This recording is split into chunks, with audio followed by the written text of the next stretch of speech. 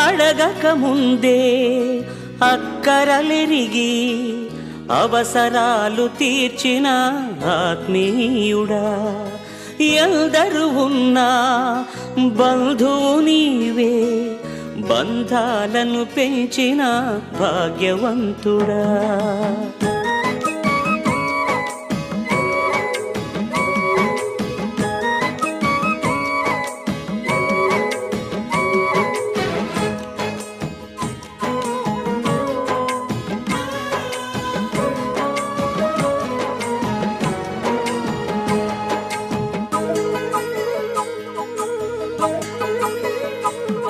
పదే పదే నేను పాడుకోనా ప్రతి చోట నీ మాట నా పాటగా, మరి మరి నేను చాటుకోనా